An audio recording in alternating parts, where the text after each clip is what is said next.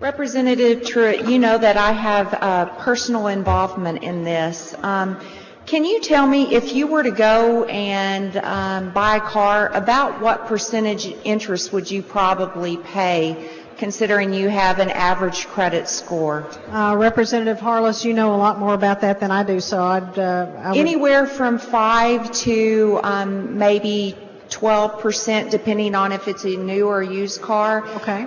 If you have severely bad credit and the car is over 6 years old, you might pay as much as 23%. Okay. On these consumer loans or title loans, do you have any idea what the average interest rate is on a few of the cases that have been brought to you? I think it's higher than that.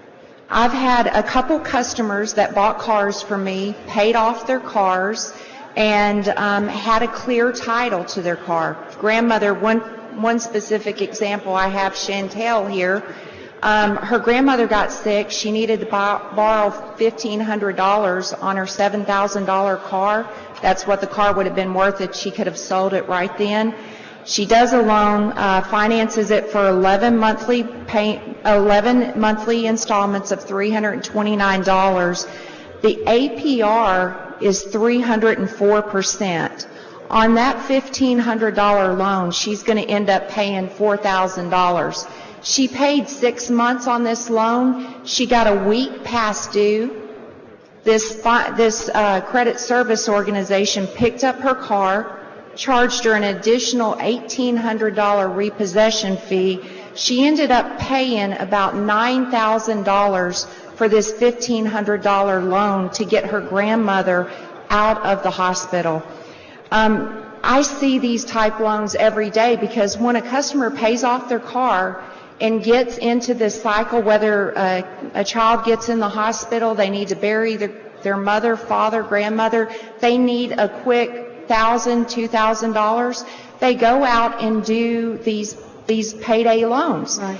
And then when they get their car repossessed, they have no vehicle to get back and forth to work. They come to me asking if I can help. So I've got files after files after files on these stories. When you start talking about what Representative Elkins was saying, a lot of times these consumers have an opportunity to get a loan on a credit card that might only cost them 28 or 30% APR versus 300%. I don't think that disclosure that you're asking for, an average of what they would pay if they had a choice to do it on their credit card, is too much to ask when you're making a decision that can affect their life from now on and take away collateral that they rightfully paid for. Well, again, the language was crafted by the industry and consumer advocates working on what would be fair and appropriate disclosure for consumers, and we don't think it is at all inappropriate. And regarding the stories, certainly in hearings we have heard story after story, and we know that there are a lot of good actors, and we do not want to we don't want to lose good businesses, we don't want to lose jobs. But this is the wild, wild west right now, and all we're asking for are a few reasonable fences, so that we can rein in the really bad actors. Can you